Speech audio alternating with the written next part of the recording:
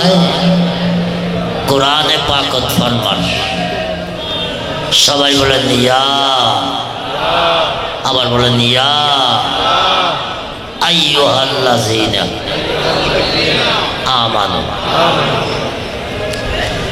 আয়াতের আগে একটা ইয়া দেওয়া হয়েছে, ইয়াকে হরফে নেদা বলে, ডাক দেওয়ার হরফ। আল্লাহ যখন ইয়ার দ্বারায় নবীদেরকে ডাক মারেন, ইয়া আইয়ুহান নাবিয়্যু আছে কি নাই, ইয়া আইয়ুহার রাসূল আছে কি নাই, তখন আল্লাহ রহমতের ভান্ডার নিয়ে ডাকেন। সুবহানাল্লাহ। এক, দুই, আবার কোরআনে পাক আছে কি নাই, কুল ইয়া আইয়ুহাল কাফিরুন। যখন আল্লাহ ইয়ের দ্বারায় কাফেরদের ডাক মারেন, তখন আল্লাহ গজবের পার নিয়ে ডাক দেন। কয়টা গেল? দুটো। আবার ইয়ার দ্বারায় যখন মুমিনদেরকে ডাক মারেন, তখন আল্লাহ হেদায়েতের খোঁজ নিয়ে ডাক মারেন। জোরে বলুন সুবহানাল্লাহ। সুতরাং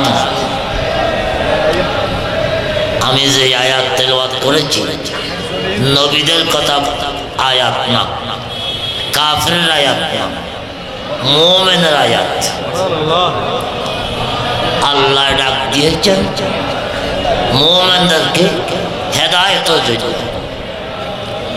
যারা আল্লাহর ওলির সাথে সম্পর্ক থাকবেন, তারা সব সময় হেদায়েতে থাকবেন।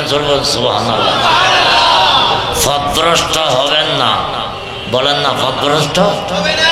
তাই যত সুন্নি মাদ্রাসা আছে, সুন্নি মাদ্রাসার আসাতাজায়ে কেরাম, সুন্নি মাদ্রাসার ছাত্রছাত্রীরা সব সময় হেদায়েতে থাকে।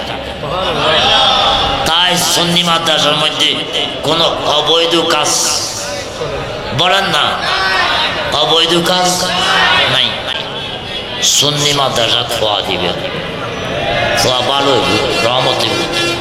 আল্লাহ পাক কবুল করুক, আল্লাহ রহমত করুক।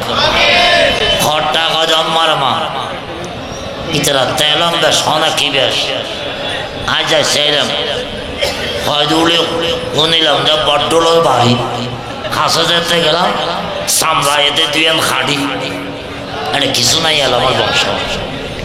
আয় করছেন আন্নবী হতে ইয়াকরাউন আল কোরআন, বাবুল মৌজাদা মেশকাত হাদিস আবু সাইদ খুদরি রাওয়াত হয়েছে। আরে দোয়া করিবেন।